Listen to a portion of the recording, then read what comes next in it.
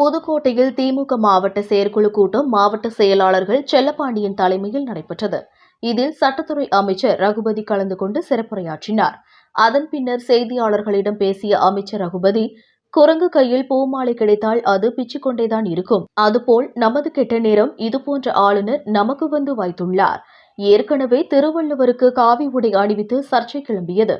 திரும்பவும் திருவள்ளுவருக்கு காவி உடை என்றால் ஆளுநரை என்னதான் செய்ய முடியும்? வாதத்திற்கு மருந்துண்டு, பிடிவாதத்திற்கு மருந்தில்லை. இந்தியா கூட்டணி இந்த முறை 300 இருந்து 370 வரை கைப்பற்றி ஒன்றியத்தில் ஆட்சி அமைக்கும். இதில் எந்தவித மாற்று கருத்தும் கிடையாது. எடப்பாடி பழனிசாமி எந்த பக்கம் கை நீட்டுவார் என்று அவரிடம் கேட்டு சொல்லுங்கள். கேரள அரசு அணை கட்டும் விவகாரத்தில் தமிழ்நாடு முதலமைச்சர், நீர்வளத்துறை அமைச்சரும் உரிய நடவடிக்கைகளை எடுத்து வருகின்றனர். போதை புழக்கத்தை எந்த அளவுக்கு தடுத்து இருக்கிறோம் என்பதை நாங்கள் எவ்வளவு பிடித்திருக்கிறோம் என்பதிலிருந்து தெரிந்து கொள்ளலாம். அவர்கள் போதை புழக்கத்தை நடமாட விட்டுவிட்டனர். நாங்கள் அதை தடுத்திருக்கிறோம். நாங்கள் தடுப்பதால் தான் இவ்வளவு போதைப் பொருட்கள் பறிமுதல் செய்யப்படுகிறது. எங்களை பொறுத்தவரை நிச்சயமாக தமிழ்நாடு முதலமைச்சர் போதைப்பொருள் நடமாட்டத்தை ஒருபோதும் அனுமதிக்க மாட்டார். இதனால் மாணவர்களின் வாழ்வு கெடும் என்று உணர்ந்தவர், அறிந்தவர். நிச்சயம் போதைப்பொருள் நடமாட்டத்தை முற்றிலும் ஒழிப்பதுதான் எங்களது லட்சியம். ஒரிசாவில் தமிழர்களை திருடர்கள் என்று தமிழர்களுக்கு விரோதமாக பேசுகின்றனர். தமிழ்நாட்டிற்கு வந்தால் தமிழர்களை போற்றுகின்றனர். இது என்னவென்று தெரியவில்லை.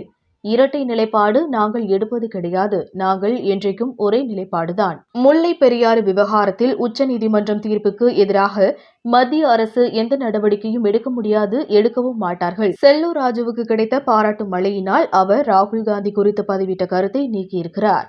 இவ்வாறு அவர் பேசியுள்ளார். புதுக்கோட்டையில் இருந்து ரிப்போர்ட்டர் முருகேசன்.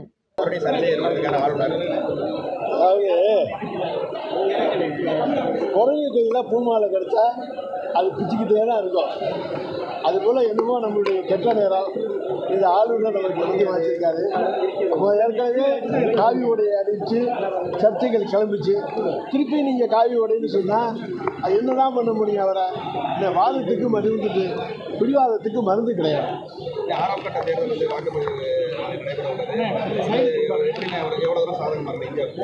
எங்களை பொறுத்த வரைக்கும் இந்த முறை 300க்கு மேற்பட்ட இடங்கள் 370 வரைக்கும் நிச்சயமாக இந்தியா கூட்டணி வெற்றி பெற்று ஒன்றியத்திலே ஆட்சி அமைக்கும். அதில் எந்த விதமான மாற்று கருத்தும் கிடையாது.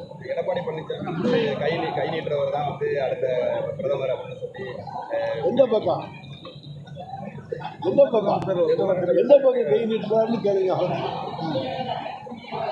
கேரளாவுக்கு சிலந்தி அணையில் அணை கட்டக்கூடாது. அது சம்பந்தமாக மாண்புமிகு தமிழ்நாடு முதலமைச்சர் அவர்களும் நீர்வளத்துறை அமைச்சரும் உரிய நடவடிக்கைகள் எடுத்து வருகிறார். அதாவது நாங்கள் எந்த அளவுக்கு தடுத்துருக்கோங்கிறது நாங்கள் பிடிச்சிருக்கிறதுலேருந்து தெரிஞ்சுக்கலாம்.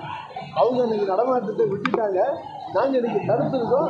அது தடுக்கப்படுவதால் தான் இவ்வளோ பரிந்துரைகள் எங்களால் செய்யப்படுகின்றன.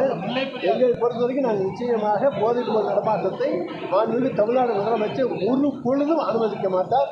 அதனால் இளைஞர்களுடைய வாழ்வு, மாணவர்களுடைய வாழ்வு கெடும் என்பதை உணர்ந்தவர், அறிந்தவர். நிச்சயமாக போதைப்பொருள் நடமாட்டத்தை முற்றிலும் தடுப்பதுதான் எங்களுடைய லட்சியம். மோடியாக இருக்கட்டும், அமித்ஷாவாக இருக்கட்டும், தமிழர்களை எதிர்க்கிற நடவடிக்கை சமீபத்தில் தேர்தல் பேசியிருக்காங்க. அதாவது ஒடிசாவில் போய் தமிழர்களை திருடர்கள் என்று சொல்கிறார். தமிழ்நாட்டுக்கு வந்தால் தமிழர்களை போற்றுகிறார். இது என்னன்னே தெரியல. இரட்டை நிலைப்பாடு தான் நாங்கள் எடுப்பது கிடையாது. நாங்கள் இன்றைக்குமே ஒரே நிலைப்பாடு தான், ஒரே பாதி தான்.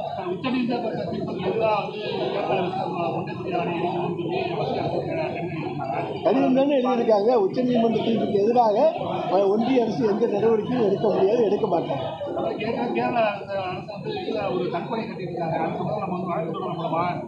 அதற்குரிய நடவடிக்கைகளை நீர்வளத்துறை எடுக்கும். நான் கண்ட தலைவர்கள் இளம் தலைவர் ராகுல் காந்தியை யாரும் ட்வீட் பண்ணியிருந்தாரு. மறுபடியும் அந்த ட்வீட்டை நீக்கியிருக்காரு. அவருக்கு கிடைத்த பாராட்டு மொழியினால் அதை எடுத்து